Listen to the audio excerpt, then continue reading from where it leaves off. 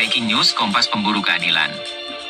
Malang, Menteri Imigrasi dan Pemasyarakatan, Agus Andrianto, bersama Direktur Jenderal Pemasyarakatan, Masyudi, melaksanakan kunjungan kerja di Sarana Asimilasi dan Edukasi, SAE, El Simangajum, Kabupaten Malang, pada Senin 28 Juli. Kegiatan ini turut didampingi langsung oleh Kepala Kantor Wilayah Ditjenpas Jawa Timur, Kadiono.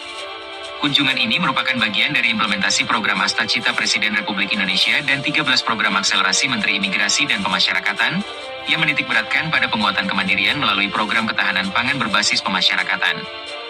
Rangkaian kegiatan diawali dengan penandatanganan perjanjian kerjasama antara Kepala Lapas Kelas 1 Malang dengan pihak ketiga dalam mendukung program ketahanan pangan.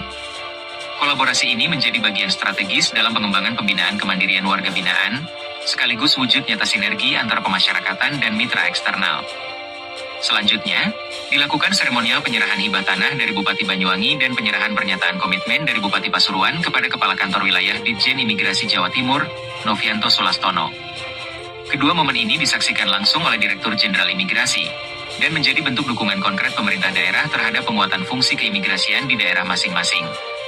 Sebagai bentuk perhatian terhadap masyarakat, Menteri Imigrasi dan Pemasyarakatan Agus Andrianto juga menyerahkan secara simbolis 200 paket bantuan sosial dan santunan pendidikan bagi siswa berprestasi. Pemberian ini diharapkan dapat memberikan semangat dan motivasi bagi generasi muda untuk terus menorehkan prestasi di tengah keterbatasan. Kegiatan kemudian ditutup dengan penanaman edamame dan kubis manis oleh Menteri Agus Andrianto, dilanjutkan dengan panen telur ayam serta peninjauan kandang kambing dan sapi di area SAE. Kegiatan ini menunjukkan bahwa pemasyarakatan tidak hanya fokus pada pembinaan warga binaan dari aspek mental dan spiritual, tetapi juga aspek kemandirian ekonomi.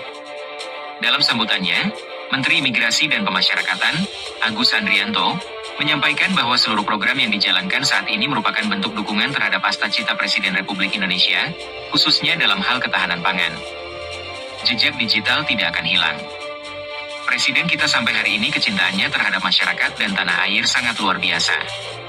Ketahanan pangan menjadi bagian penting dari Asta Cita beliau.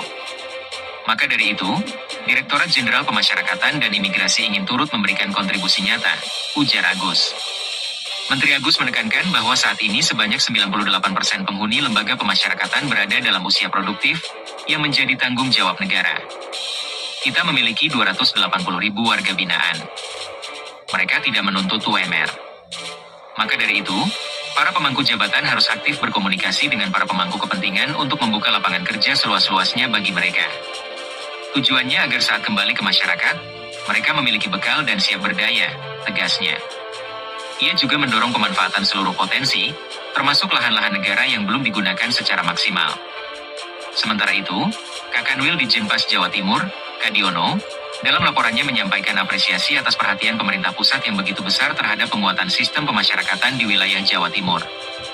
Ia menyampaikan bahwa SAE El Simangajum merupakan bentuk konkret komitmen jajaran pemasyarakatan Jawa Timur dalam menjawab kebutuhan pembinaan yang lebih bermartabat dan berkelanjutan.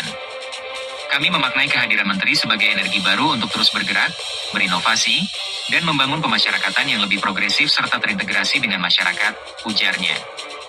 Melalui kunjungan kerja ini, diharapkan terjadi percepatan nyata implementasi program-program strategis pemasyarakatan dan keimigrasian, serta memperkuat sinergi lintas sektor dalam membangun sistem pemasyarakatan yang semakin bermanfaat untuk masyarakat. Jangan lupa subscribe channel YouTube kami, Kompas Pemburu Keadilan, dapatkan update eksklusif seputar hasil investigasi mendalam, pengungkapan kasus-kasus besar, hingga fakta-fakta tersembunyi yang jarang terungkap di media lain. Klik tombol subscribe sekarang dan aktifkan lonceng notifikasi agar Anda tidak ketinggalan setiap liputan terbaru kami.